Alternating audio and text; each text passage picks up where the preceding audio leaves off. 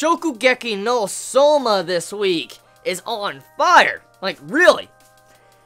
The two different distinctive dishes in this episode was awe-inspiring. It makes me just want to try these dishes and try to make them on my own. I'm not the best chef, I'm not a best cook, I'm like not really even that good of a cook, but seeing some of these dishes in this week's episode of Shokugeki no Soma, it makes me want to make them, because in their own right, they both looked very delicious, even though one looked very disgusting, and then one looked really nice but bland in certain ways.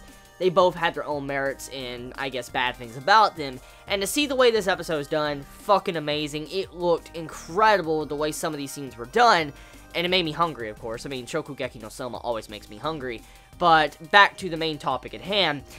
This episode has the fight settled between our creepy witch character against Arena's assistants. That is what majority of this episode focuses on, while showcasing that these judges are not pushovers. Like, they're no pushover. They're not people that you can just throw in a random dish, and they're like, oh, 100 points, 100 points. They're not those type of judges. They're a judge that has tasted so much refined food that they know kind of what is good and what is not, and what is worthy enough to be in top class status. And so when they were tasting these foods at the beginning of this test, they're like, this is so good and all that, and they didn't really put it down, but they're like, ooh, this is good, and they would only award it like 6 points to 30 points to 20 points. It just goes to show you what type of high-class food they have eaten in their lives that really they can compare with when it comes to their scores. So yeah, the judges were scary in of itself because they've tasted some really good food for them to be even able to say like, oh, this is only 30, this is 20, even though we know it was probably good food. That's scary. But it's not just that, though. What is scary is to see some of the usage of food in this. And, like, to see Megumi, that's one person I want to talk about before I get into the core, battle of this episode. Megumi, I am very impressed with her right now. I am so impressed with her as a character because, see, she's always held on to the collar of our main male character, Soma. She's always been behind him where she's always requested help from him. He's always helped her, and she's never really... She has, but hasn't always accomplished things by herself. Like, she has in some ways, but not completely. And to see how she went out of her own way to train to be able to cook this fish and cut it the way she does, and then also participate in this curry competition, it just makes me impressed with her, because she has came a long way since the beginning of the series. I mean, at first, she was a klutzy character, and she still is a very klutzy character, but she wasn't very self-confident. She wasn't. And Soma gave her this confidence to where she can actually cook and be happy and do what she wants to do without feeling like she's being drugged down by everybody else around her. I mean, she still does from time to time, but when the going gets tough and it gets serious, Megumi does crack down and become a little bit of a badass. And to see that in this episode, I have a whole new appreciation for her, just to see how she held her own, cooking the fish, made everybody, their mouths like just drop, like, holy shit, this cooking. Just appreciation to her. Megumi, best girl.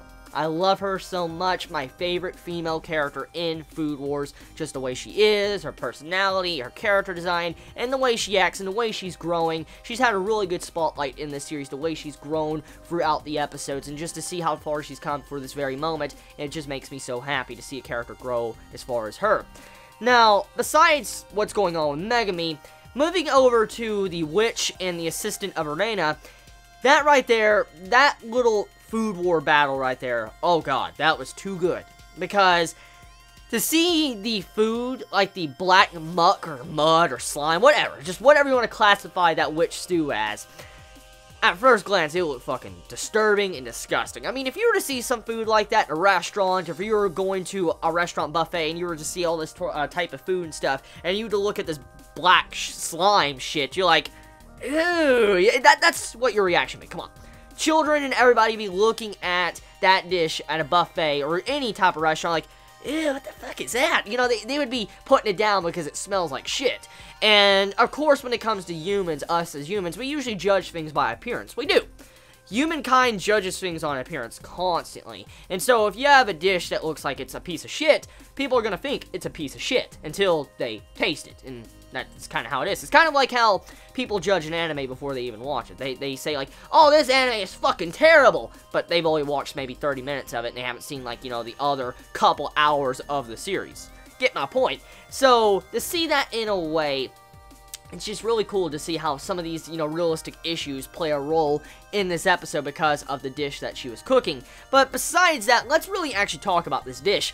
I have heard about this dish before in the past. See, I used to actually watch a lot of National Geographic and different shows in the past. For instance, I love the, food show that was called Bizarre Foods. I don't know if any of you might know about that series. I don't even know if it's still airing or not, because I haven't actually had TV in like 10 years. It's been a fucking long time. Like, it's been a very long time since I've actually had TV. I constantly use the internet and use Hulu, Netflix, and stuff like that to watch my shows.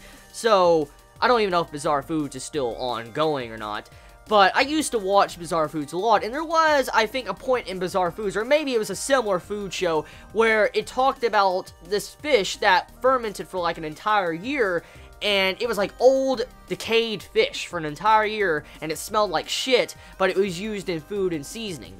And that's kind of what she used in this episode. When I saw that, I'm like, holy crap, this is actually really realistic, because stuff like this does get used, because I remember seeing that on TV when I was younger, and I instantly am like, oh my god, I love Food Wars for that, how it uses realistic dishes to be able to showcase them in this series. See, not many mangaka, I don't think, would actually go that far, to probably go out of their way to research food, and then implement the food in a unique way in the series, but have its own style, but it is still realistic and can be used in everyday life. To see how that type of dish was in this, it's pretty impressive.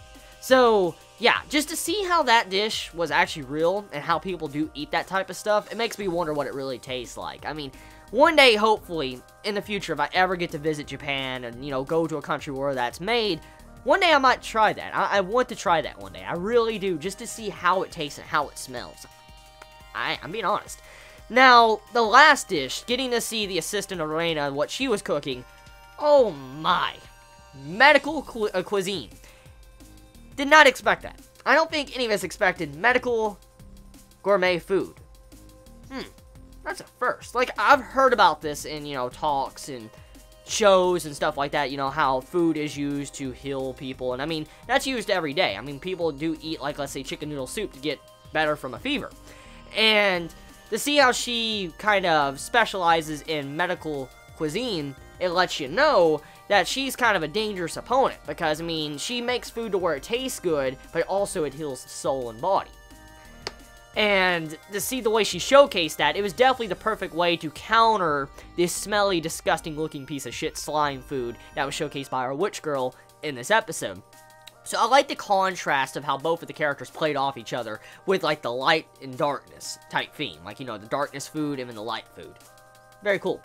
And that's about it. I mean, Shokugeki no Soma this week, pretty damn intense, and I love the way it was done. I love the realistic take on the food, especially with the fermented fish for like an entire fucking year, and all the other things that happen in this episode. So tell me your thoughts in the comments below. Y'all have a wonderful day or night wherever you live. Please be safe. Chibi out.